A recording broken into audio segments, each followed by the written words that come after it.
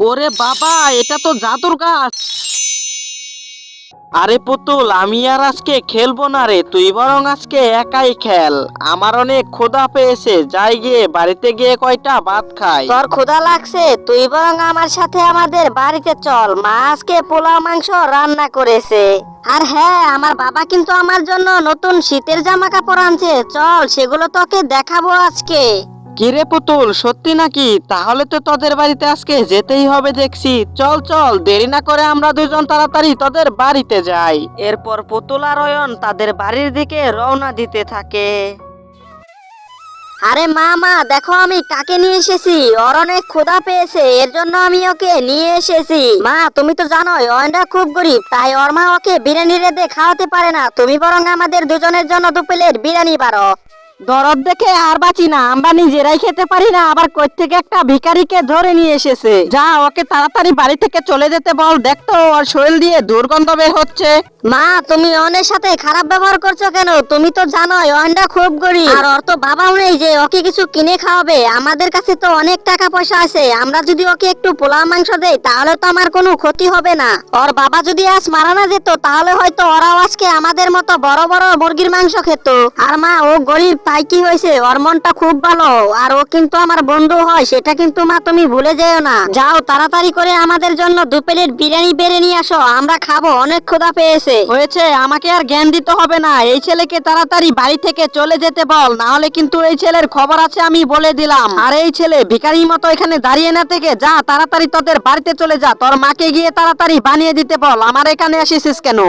কাকিমা, আপনি কিন্তু আমার সাথে কাজটা ঠিক করলেন না। আর হ্যাঁ, আমরা গরিব হতে পারি, কিন্তু আপনাদের থেকে আমাদের মনটা অনেক ভালো। আমরা গরিব তাই আমরা ভালো মন্দ কিনে খেতে পারি না, কিন্তু আপনাদের কাছে অনেক টাকা আছে, এই বলে আপনারা যে এত অহংকার করবেন সেটা আমি আগে ভাবতেও পারিনি। আর হ্যাঁ, আমার মার কাছে অনেক টাকা আছে, আমি আমার মাকে গিয়ে বলবো যে চিকেন খাবো, এরপর দেখবেন আমার মা চিকেন নিয়ে আসবে।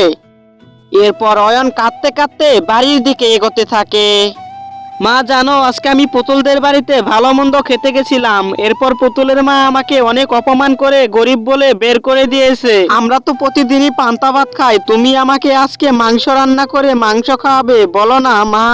আরে বাবা বাঘু, তুই এরকম আবদার কেন করছিস? তুই তো জানিস আমাদের পারিবারিক অবস্থা তেমন ভালো নয়, এক মুঠো ভাত খেতে গেলে আমাদেরকে দুবেলা কাজ করতে হয়, আমি তোকে কিভাবে মাংস রান্না করে খাওয়াবো? আমি অত কিছু বুঝিনি, মাংস খেতে চেয়েছি, আমাকে এখন মাংস দিতে হবে, নইলে আমি বাড়ি থেকে বের হয়ে যাব, আমি বলে দিলাম। ঠিক আছে বাবা, তুই যখন এতবার করে আবদার করছিস তাহলে জমিদার মশাইয়ের কাছে গিয়ে দেখি যদি এই মাসের টাকাটা অগ্রিম দিয়ে দেয়। আর হ্যাঁ, তুই কিন্তু ঘর থেকে একদম বের হবি না, এই আমি বলে দিলাম। আর এরপর সেপাশিয়ালিনী হাতে একটা ব্যাগ নিয়ে জমিদারের কাছে যেতে থাকে। জমিদার মশাই, আমার ছেলে অনেক আবদার করেছে যে পোলাও মাংস খাবে, তাই আপনি যদি এ মাসের বেতনটা আমাকে অগ্রিম দিতেন তাহলে অনেক আমার উপকার হতো। আরে এসব তুমি কি বলছো? সবে মাত্র 2 দিন হলো তোমার আগের মাসের বেতনটা দিলাম, এখন আর আমি কোনো টাকা পয়সা দিতে পারবো না বাপু। তুমি বরং তোমার ছেলেকে অন্য কিছু রেঁধে খাওয়াও, পরের মাসের বেতন পেলে তারপর তোমার ছেলেকে আবার মুরগি রেঁধে খাওয়াবে। জমিদার মশাই, আপনি তো জানেন আমরা কতটা গরিব, তাই আপনি যদি আমাকে এ মাসের বেতনটা দিতেন তাহলে অনেক উপকার হতো।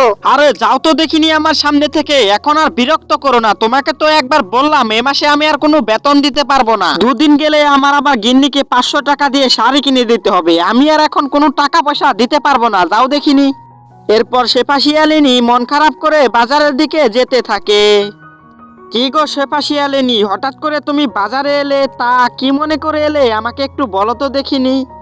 আরে মিচকে মামা, হয়েছে কি, আমার ছেলে মুরগি খাওয়ার জন্য আবদার করেছে, কিন্তু তুমি তো জানোই আমরা কতটা গরিব, তাই তোমার দোকানে এলাম। তুমি যদি আমাকে বাকিতে কিছু মুরগি দাও তাহলে আমি সেই মুরগির টাকা তোমাকে পরে দিয়ে দিব।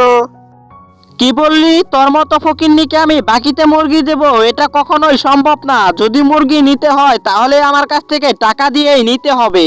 ঠিক আছে মিসকে মামা, আমার কাছে 100 টাকা আছে, 100 টাকায় যতখানি মুরগি হয় ততখানি মুরগি আমাকে দিয়ে দাও তুমি। এরপর সেপাশিয়ালিনী মুরগি নিয়ে তার বাড়ির দিকে যেতে থাকে। আরে মামা, তোমার রান্না এখনো হয় নাই, আমার তো আর তর্স হইছে না, জিভে একদম জল এসে ভরে গেছে। তুমি তাড়াতাড়ি করে রান্নাটা শেষ করে দেখিনি, তারপর আমাকে এক প্লেট চটপট করে বেড়ে দাও, তারপর আমি গিয়ে বটতলার নিচে বসে ওইগুলাকে মজা করে খাবো। আরে হ্যাঁ হ্যাঁ, এই তো রান্নাটা প্রায় হয়ে গেছে, তুই একটু থাম, আমি রান্নাটা শেষ করে তারপর তোকে এক প্লেট চটপট করে বেড়ে দিচ্ছি।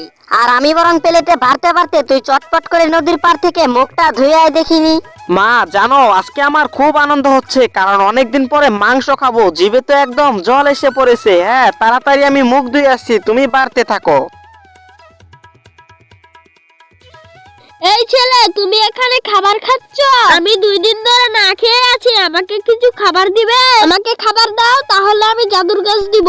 ঠিক আছে, এই নেন, এই খাবারগুলো আপনি খেয়ে নেন। আপনি যেহেতু অনেক ক্ষুধার্ত, আমি বরং বাড়ির থেকে পরে খেয়ে নিব।